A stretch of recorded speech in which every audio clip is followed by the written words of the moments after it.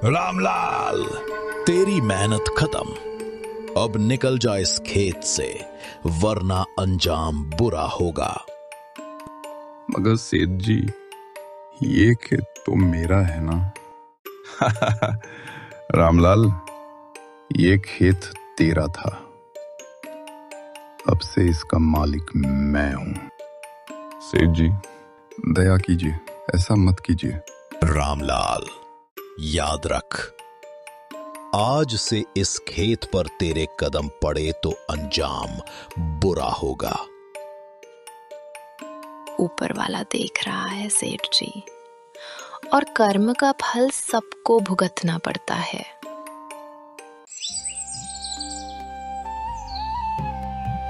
गांव की सुबह, जहां मिट्टी की खुशबू और मेहनत की ताकत एक नया दिन रचती है। रामलाल अपने खेत में हल चला रहा है और बेटा मोहन बीज की बोरी के पास खड़ा है। उसकी बेटी गुड़िया पानी लेकर दौड़ती हुई आती है। बाबा, ये पानी पी लो, मैं ठंडा पानी लाई हूँ आपके लिए। आज तो सूरज अब उगल रहा है ना। रामलाल हल रोक कर मुस्कुराता है। वो बेटी से गिलास लेता है। अरे वाह, मेरी बिटिया तो सच में खेत की लक्ष्मी है। बाबा देखो, मैं ये सारे बीज बो दूंगा। हमारी फसल इस बार भी सबसे हरी भरी होगी, है ना? शाबाश बेटे, याद रखना, जो धरती को प्यार से बीज देता है, धरती माँ उसे दुगना लौटाती है। रास्ते से दो गांव वाले गुजरते हैं, हरिया और सूरज। दोनों रोककर खेत देखते हैं। देखो सूरज भाई, ये रामलाल कितना मेहनती है। सुबह होते ही खेत में जुट जाता है। हाँ, साधन तो कम है इसके पास, पर ईमानदारी और लगन में कोई कमी नहीं। सही कहा, कम में भी इतना खुश रहना, यही तो असली दौलत है। गुड़िया, मोहन, मेहनत कभी धोखा नहीं देती। देखना, एक दिन यही खेत तुम्हें भी सब कुछ देगा। तो बाबा, हम सभी भूखे नहीं रहेंगे ना? नहीं बिटिया, मेहनती इंसान कभी भूखा नहीं रहता। भगवान भी मेहनत करने वालों का ही साथ देता है। रामलाल के दिल में संतोष और ईमानदारी थी, पर किस्मत लिख रही थी एक नया इम्तिहान। लालच अब इस शांति की राह रोकने वाला था। गांव के बीचों बीच लालच और घमंड की हवेली खड़ी थी। मालिक था सेठ धनराज। धन बहुत था, मगर संतोष का एक कण भी नहीं था, तो बस लालच। देख गोपी, सोना इतना है कि गिनते गिनते तेरे हाथ थक जाएंगे। सही कहा मालिक, अपने सच कहूं तो आपकी दौलत का कोई अंत ही नहीं है। गलत, इसका अंत है जब तक पूरे गांव की जमीन मेरे पास ना आ जाए। सेठ जी, आपके पास पहले ही आधा गांव है, अब और क्यों लालच करते हो? बनवारी, तू नहीं समझेगा। पैसा और जमीन कभी पूरी नहीं होती। जितना मिल जाए उतना और चाहने की भूख बढ़ती है। लेकिन सेठ जी, लोग कहते हैं लालच का अंत बुरा होता है। चुप, मुझे उपदेश मत दे। गांव का सबसे बड़ा खेत, रामलाल का खेत, अब वो भी मेरा होगा। मालिक, रामलाल तो बड़ा ईमानदार आदमी है, पूरा गांव उसका सम्मान करता है। सम्मान? सम्मान से पेट नहीं भरता। सम्मान? सम्मान से पेट नहीं भरता। मेरे पास है पैसा, और वही भगवान है।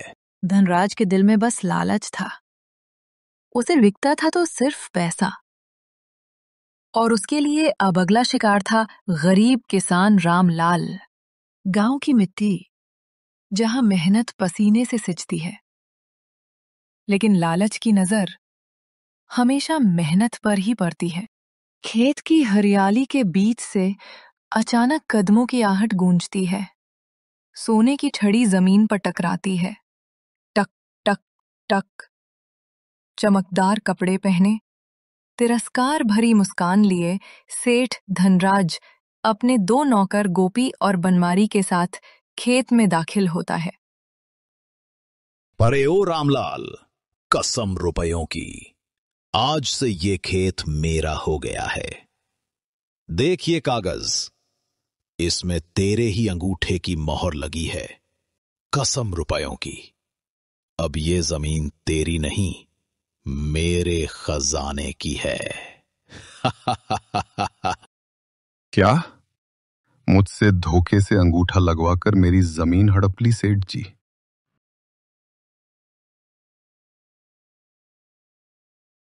सेठ जी, बरसात देर से आई है, खाता बही का उधार बढ़ गया है, जरा कुछ पैसे दे दीजिए, बीज खरीद लूं तो फसल संभल जाएगी। अरे रामलाल, इतनी चिंता क्यों कर रहा है? तू तो गांव का सबसे ईमानदार किसान है। हाँ सेठ जी, सही बोला आपने। ये ले कागज, बस एक औपचारिकता है। पैसे दूंगा तो थोड़ी लिखत पढ़ी तो होनी चाहिए ना। तू बस यहां अंगूठा लगा दे। कागज? सेठ जी, लेकिन इसमें लिखा क्या है? आपको तो पता है मैं पढ़ा लिखा नहीं हूं। अरे कुछ खास नहीं, यही कि तूने उधार लिया है और फसल के बाद लौटा देगा। चिंता मत कर, सब तेरे भले के लिए है। हाँ हाँ, अंगूठा लगा दीजिए रामलाल जी, देर करेंगे तो बीज कहां से मिलेगा। रामलाल मजबूरी में आ भरता है, कांपते हाथ से कागज पर अंगूठा लगा देता है। सेठ और गोपी एक दूसरे को देखकर मुस्कुरा पड़ते हैं।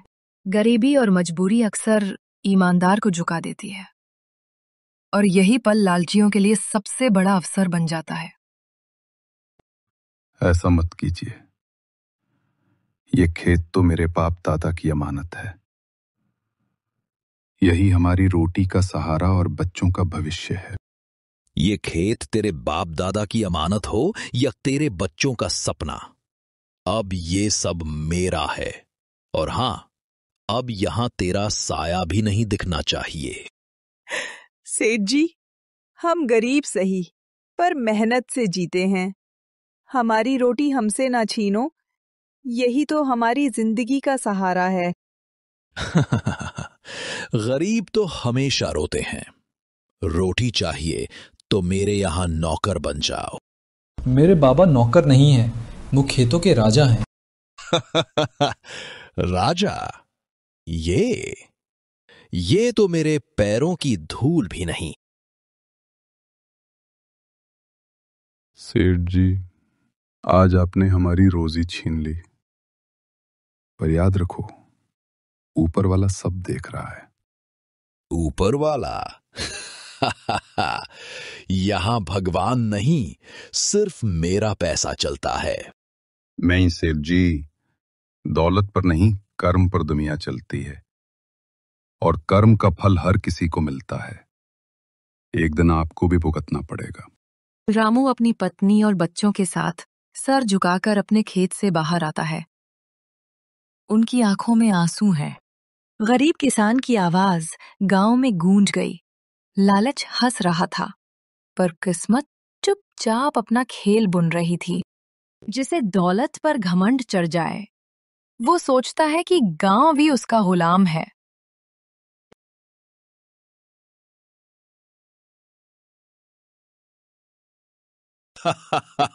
सुनो गांव वालों, अब रामलाल का खेत भी मेरा हो गया है। तो अब बताओ, इस गांव में सबसे बड़ा जमींदार कौन है? अरे ये तो पागल होता जा रहा है। भाई, ये समझता है पैसा ही भगवान है। चुप रहो। अब गांव का मालिक मैं हूं, सब मेरे आगे सिर झुकाओ।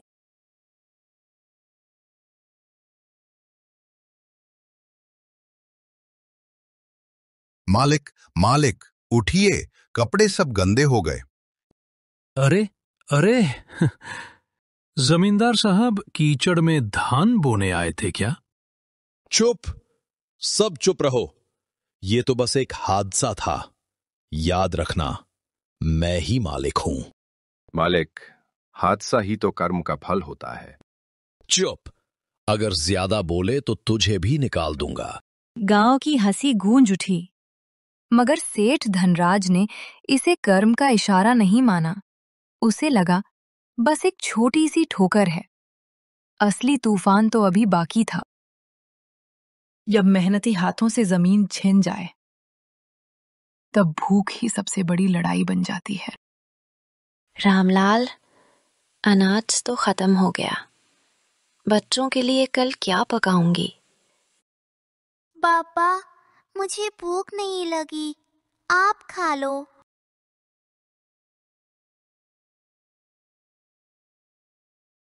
ये सब उस लालची सेठ धनराज की वजह से है। एक दिन भगवान उसे सबक जरूर सिखाएंगे। बेटा, हमें किसी से बदला नहीं लेना। मेहनत और सच्चाई ही हमारी ताकत है। दरवाजे पर दस्तक होती है। पड़ोसी लक्ष्मी, गांव की एक विधवा, अंदर आती है। भैया, 2 दिन से मेरे बच्चे ने कुछ नहीं खाया। अगर थोड़ा सा अनाज मिल जाए तो। नहीं, हमारे पास तो बस मुट्ठी भर चावल है। सीता, भूखा बच्चा भगवान का रूप होता है। ये चावल इन्हें दे दो। सीता चावल की छोटी पोटली निकालती है और लक्ष्मी को दे देती है। लक्ष्मी आंसू पोंछते हुए रामलाल के पैर छूने लगती है। भाई, भगवान आपका भला करे। आपने आज मेरे बच्चों को भूखा नहीं सोने दिया। नहीं बहन, भला तो तभी होगा जब हम सब एक दूसरे का साथ देंगे। गरीबी ने उसके हाथ खाली कर दिए थे, पर दिल अभी भी अमीरी से भरा था। यही था रामलाल की असली ताकत। कभी कभी लगता है अब न्याय आ ही गया, लेकिन किस्मत भी खेल खेलती है। देखो बनवारी, पूरा गांव मेरे पैरों में झुकता है। जल्द ही मैं राजा जैसा बन जाऊंगा। हाँ मालिक, आप तो भगवान से भी बड़े हो गए। सेठ जी, ऐसे घमंड मत कीजिए, ऊपर वाला सब देख रहा है। अरे देखो, डाली तो टूटने वाली है, सीधा सेठ जी पर गिरेगी।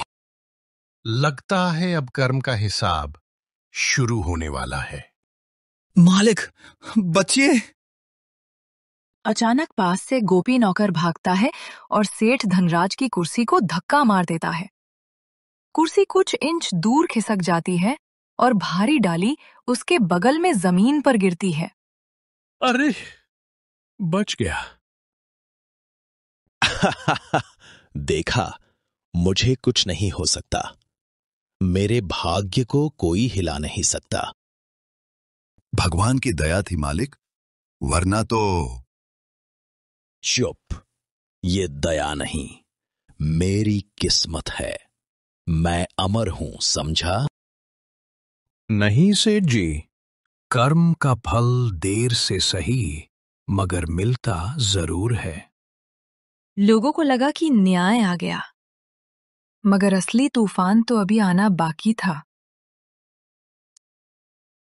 गांव की असली पहचान था उसका त्योहार। रंग, संगीत और खुशियों में लोग अपनी तकलीफें भूल जाते थे। अरे भाई देखो, मोहन तो फिर से रेस में जीत गया। और रामलाल की बेटी गुड़िया तो कितनी प्यारी पिचकारी चला रही है।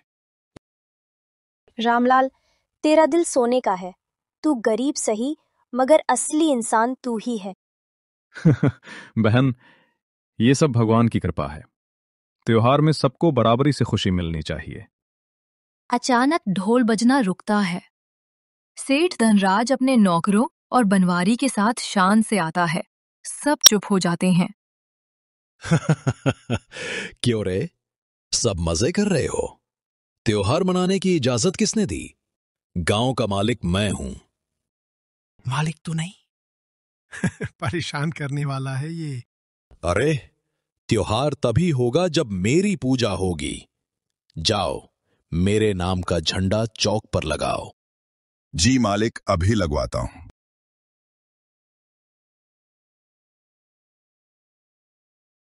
सेठ जी, त्योहार भगवान का होता है, इंसान का नहीं। चुप रहे बनवारी, यहां भगवान भी मेरे पैसे से पूजा जाता है। देखो, त्योहार को भी अपनी लालच से गंदा कर रहा है। सही कहा, ये आदमी भगवान से भी बड़ा बनना चाहता है।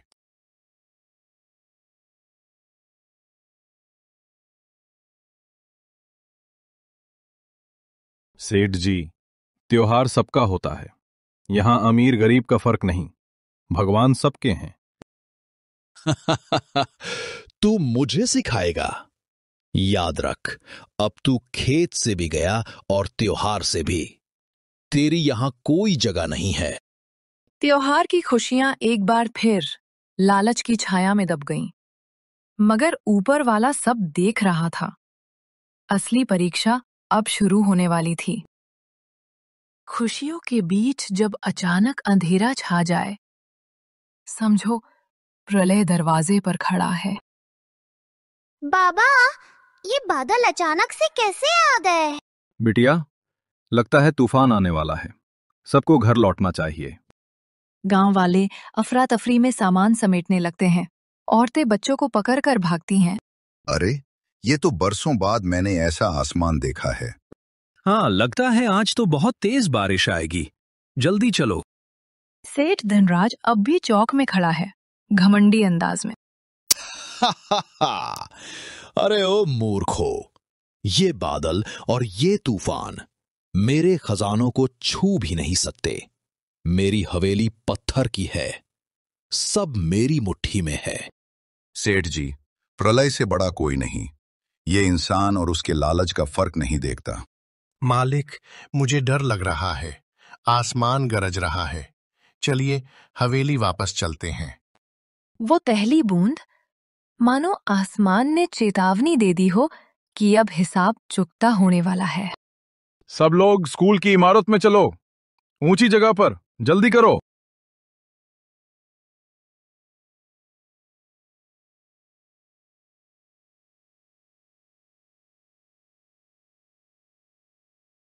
हाँ हाँ, रामलाल सही कह रहा है, वहीं चलो।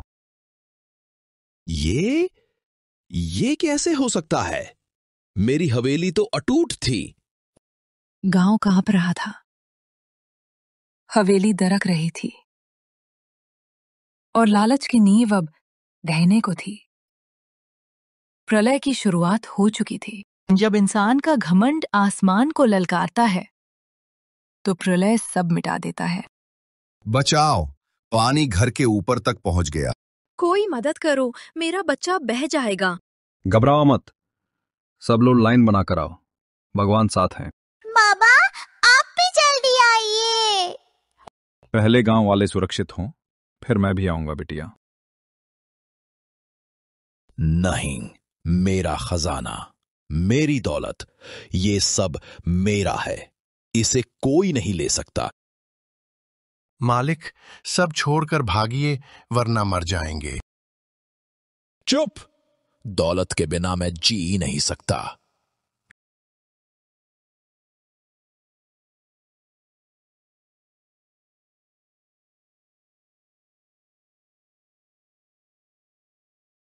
नहीं, मेरा सोना, मेरी जमीन, सब खत्म। सेठ जी, इंसान को उसके कर्म बचाते हैं, खजाना नहीं। सब चला गया, मेरी हवेली, मेरा खजाना, मैं तो कंगाल हो गया। सेठ धनराज जी, यही है कर्म का फल। लालच सब छीन लेता है और अच्छे कर्म ही साथ रहते हैं। बार ने दिखा दिया, दौलत की हवेली मिट्टी में मिल सकती है, मगर इंसानियत की नींव हमेशा मजबूत रहती है। तबाही सब कुछ बहा ले गई, मगर इंसानियत की लौ अभी भी जल रही थी। बाबा, हमारा घर तो टूट गया। बिटिया, घर दीवारों से नहीं, लोगों के साथ से बनता है। जब गांव हमारे साथ है तो नया घर भी बन जाएगा। रामलाल, मैंने तुझसे सब छीन लिया, लेकिन आज भगवान ने मेरा सब छीन लिया। माफ कर दे। सेठ जी, कर्म का फल तो हर किसी को मिलता है, लेकिन अगर इंसान अपने कर्म बदल ले तो भाग्य भी बदल जाता है। आज समझा, असली दौलत सोना चांदी नहीं, बल्कि अच्छे कर्म और दूसरों की दुआएं हैं। लालच ने सेठ धनराज को सब कुछ खो दिया और अच्छे कर्म ने किसान को सबका सहारा बना दिया।